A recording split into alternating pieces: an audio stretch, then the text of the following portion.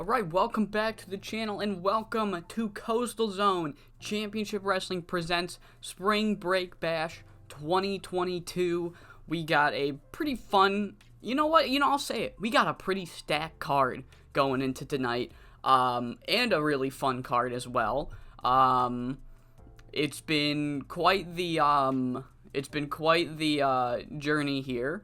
I apologize for the last couple episodes.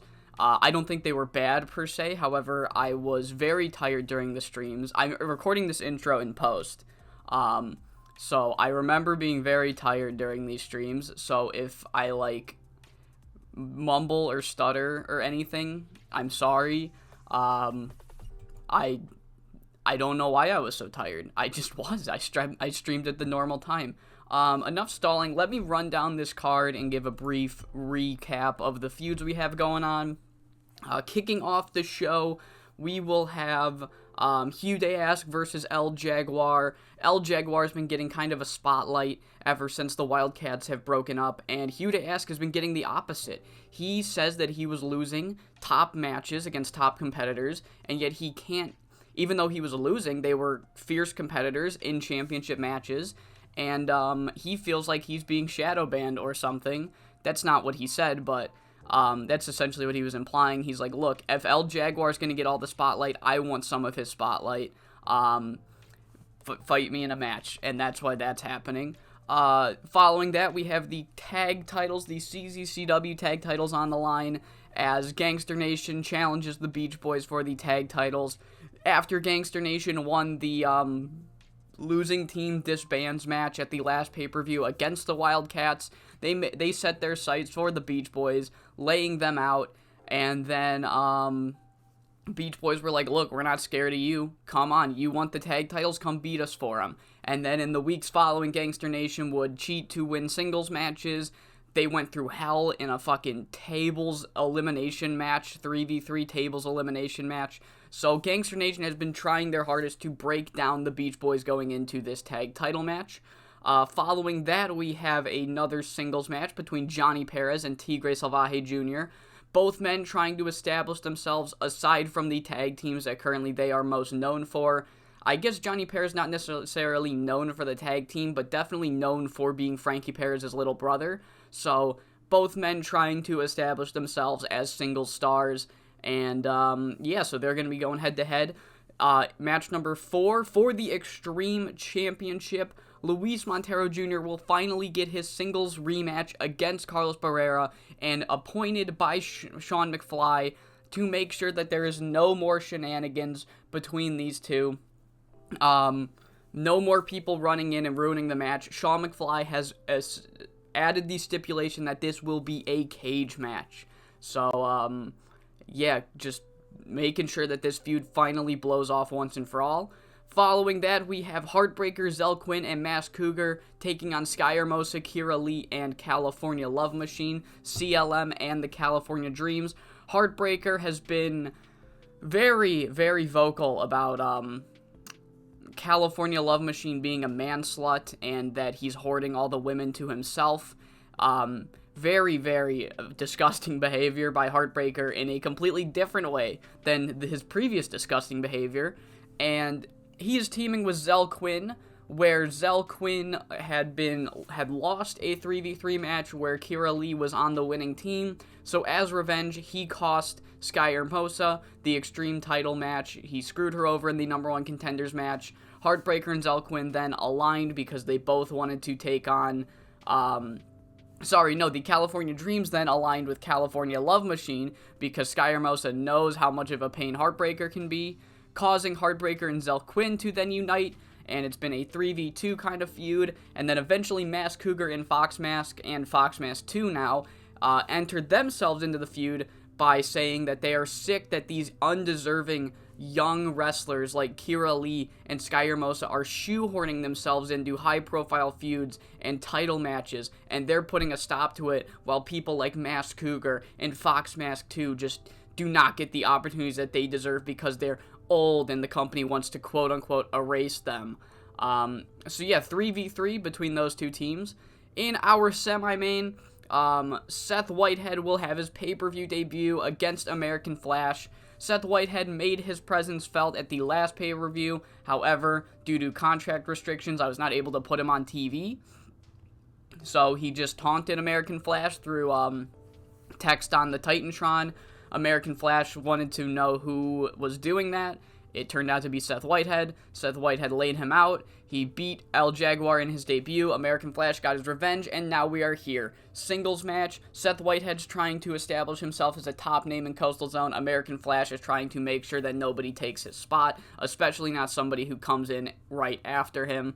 And in our main event, it is the Coastal Zone champion, Frankie-Boy Fernandez, versus the COTT, Confederation of the Territories, World Heavyweight Champion Frankie Perez in a winner-take-all match. At the last pay-per-view, the SoCal Savages defeated Going Coastal, which kind of, in turn, granted Frankie Perez. It wasn't official, but he had earned a Coastal Zone title shot against Frankie-Boy Fernandez, and as he was trying to make that challenge, Frantic Ali from IPW had showed up and said, no.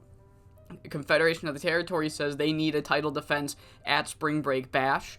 So Frantic Ali was set to get a COTT World title match against Frankie Perez. Frankie-Boy Fernandez managed to talk shit to Frantic Ali, having him defend the number one contendership in the following episode of Coast to Coast, where Frankie-Boy Fernandez would win. And now we are here. Coastal Zone title, COTT World Heavyweight title, winner take all. Frankie Perez earned his shot. Frankie Boy earned his shot. And yeah, that's going to be main eventing the show. All right, let's get into Spring Break Bash. So we kick off the pay-per-view with the singles match. El Jaguar, Hugh Day-Ask steal the show. Hugh Day-Ask was trying to prove that he deserves the opportunities, not El Jaguar, and he talked a lot of shit and then immediately backed it up here tonight in kind of a shocker, beating El Jaguar in 12 minutes and 55 seconds with the cutthroat driver. The overall match gets a 63, and yeah, Hugh Day-Ask, I mean, like, not to bury El Jaguar, but Hugh Day-Ask really called his shot and then fucking hit a home run. So Hugh Day-Ask getting the victory here tonight. Up next, we have the Coastal Zone tag titles. After weeks and weeks of Gangster Nation cheating in matches to get the upper hand, beating the Beach Boys up afterwards, the brutal tables elimination match that went on the Go Home show, Gangster Nation did everything they could to try to wear down the current Coastal Zone tag champs, but it wasn't enough. And the Beach Boys, after 14 minutes and 28 seconds, hit the beach break as Simon Waves gets the pinfall victory over Bullseye to get the victory, making defense number 7 of the Coastal Zone tag team title. Simon Waves carried the match in terms of in-ring performance. Carried with a 57 is a bit of an exaggeration, but I'll take it, I guess. Overall match got a 54, and that's fine with me. So we open the show with two men trying to prove themselves, and next up we're also going to have two men trying to prove themselves, but in a different kind of way, as Tigre Salvaje and Johnny Perez, both notorious, at least in our save, for being members of a tag team, and for different reasons, both men are going solo right now, and Johnny Perez trying to get out of his brother's shadow, Tigre Salvaje trying to get out of the shadow of the Wildcats. And in the end, after 15 minutes and 29 seconds, it is Tigre Salvaje Jr., who has been giving me incredible ratings for this entire save so far, is the one to come out on top, hitting the Salvaje suplex, beating Johnny Perez. Overall match gets a 62. Tigre himself gets a 60. Good performance from both men here. It's really all I can ask for. Up next is the Extreme title, which will be defended in a cage match. No escape. We're not doing the escape rules, at least not in this cage match. Since the beginning of this save, Luis Montero Jr. has been fucked over multiple times by Zell Quinn and other people running in, getting involved. He had at the beginning of the save, he had a singles match for the Extreme title which was interrupted by Quinn, and after fighting and clawing his way to get that title match back, Sean McFly has put them in a cage to make sure that there's no inside and outside interference, no excuses if Luis Montero Jr. loses. However, the thing about Carlos Barrera is the reason that Luis Montero was getting screwed out was not because of Carlos Barrera, because Carlos Barrera is one hell of a competitor, and he is one hell of a man to beat in a bloody and brutal cage match that goes 16 minutes and 52 seconds. Luis Montero Jr. is unsuccessful in his attempt to get the Extreme Championship, Carlos beating him with the Curb Your Enthusiasm to make defense number 7 of the Coastal Zone Extreme Championship. And as Carlos is celebrating with the cage being raised up to the ceiling, he is interrupted by both Tigre and Hugh Day Ask, where essentially Tigre comes out, he's taken full advantage of going solo, calls his shot for the Extreme title, but Hugh Day Ask, who also got a win on tonight's pay-per-view, once in. Essentially, Carlos is going to move on from the whole Luis and Zell and all this jazz that he's been going through, and these are the next guys that are going to be coming for his title. Tigre and Hugh need to determine between the two of them who is next in line for Carlos's Extreme Championship. Up next is Mass Cougars 3v3 against the Californias, the Love Machine and the Dreamers. And in this match, it goes 19 minutes and 31 seconds when, unfortunately, for every woman in a 20-mile radius, the team of Heartbreaker, Zell Quinn, and Mass Cougar eventually go over. Just the entire match was filled with cheating from Fox Mask 2, Heartbreaker, Zell Quinn, just overall faces versus heels, and the heels used every advantage in the book to secure the success. Zell Quinn cracked his tailbone, which kind of sucks, but yeah, unfortunately, the California Dreams and California Love Machine were not able to vanquish Zell Quinn and Heartbreaker just yet, as Mass Cougar pins Kira Lee with the I Am Cougar, Hear Me Roar, still stupid, doesn't get any less stupid. The segment got a 53, which I don't know why it got such a poor rating. Oh, okay, the injury disrupted it. Okay, that makes sense. That actually makes a lot of sense. But yeah, no, the heels go over tonight. Nothing immediately follows this, so we just have to figure out where we're going from here. But yeah, overall segment gets a 53. Up next, after a successful debut against El Jaguar, American Flash will be taking on the newcomer to CZCW, Seth Whitehead, in a brutal match I had going 21 minutes. Both men are very evenly matched. Seth Whitehead, win or lose, is proving that he belongs.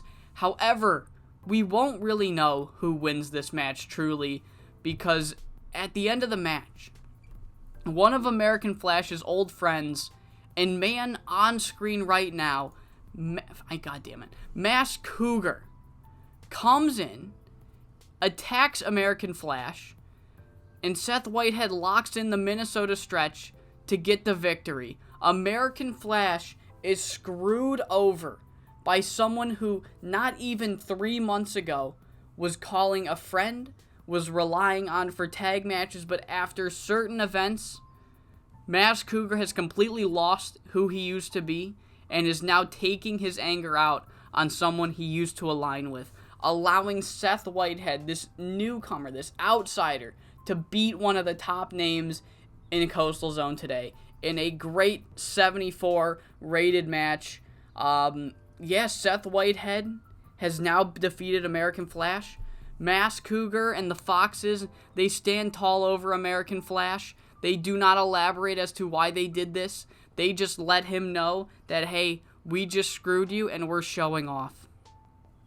And now it is time for the main event. Winner take all, Frankie Warfare, Perez versus Boy Fernandez.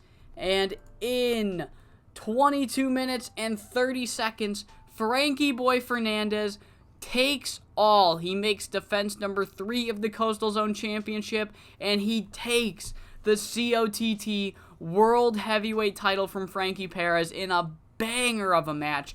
83 rated segment. Frankie Boy himself gets an 86. Frankie Perez gets a 70. This is 2 months of feud and frustrations between the two men blown off. It's a fucking brutal. Lots of forearms, lots of hard kicks. But in the end, it all comes down to one dirt nap to get the 1-2-3 victory. And Frankie Boy Fernandez is now a double champion here in Coastal Zone. And he's able to celebrate with the belts for a little bit. He gets onto the second rope. He starts posing when Seth Whitehead's music hits. And Seth Whitehead, he comes down to the ring. He's slow clapping the whole time. He gets into the ring. And he looks at both belts. And he says, "I'm not making any moves tonight.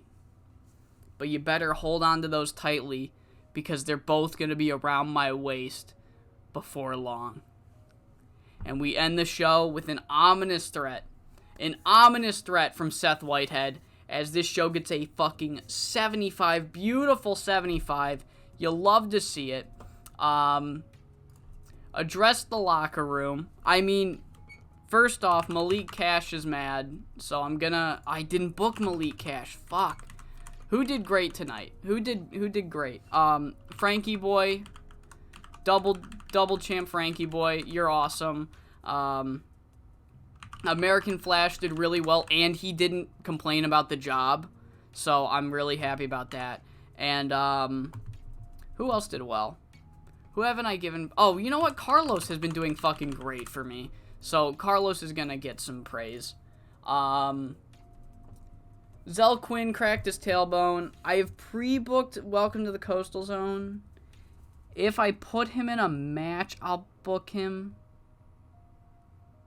Yeah, alright. I think I'll have him work through it. I'll try to mitigate his usage. $48,000 in gate, which is a beautiful sight to see. We did gain another pop in the Southwest. This push for relevancy is going pretty fast. The push for relevancy is, we're going hard. The fans in the live chat are loving Frankie 2 belts. And so am I. He's fucking incredible. He is fucking incredible. Nobody can step to him. Nobody can step to him. I sure do love how long these always take. I'm waiting. Okay, there we go. Alright. Yeah, beautiful. Jake Idol was injured too. I've shortlisted him. What did he get injured with? He, like, broke his neck. He broke his wrist. Ooh. I'm not bringing him in, but I wanted to, like... Oh, he's fine. Oh, he's fine. Dude, a broken wrist does not heal that. Whatever. But yeah, that was Spring Break Bash. Our second best show of all time. Gonna be hard to top this Revolution show. It really is. I mean, but 83 is gonna get close. I think in my eyes that show was better. I really liked Frankie 2 belts. Is this his first it's his first reign as the COTT World Heavyweight Champion. He is champion number what? 1, 2, 3, 4, 5, 6, 7, 8, 9, 10, 11. He's champion number 11. Frankie Perez was the second longest reigning champion, so who knows how long Frankie Boy is going to be able to hold it for. He could lose it at any time, honestly, but anytime he defends the Coastal Zone title, I don't know. I don't want to make that rule, because I don't know when he's losing the Coastal Zone title either. I don't know. Just a lot of things up in the air. Where does shit go from here? Where does Heartbreaker go from here? Looking like this. You know, hard to say. Hard to say. But I hope you all enjoyed this episode of the Push for Relevancy, and I hope you all come back for episode number 11 in the build to Welcome to the Coastal Zone.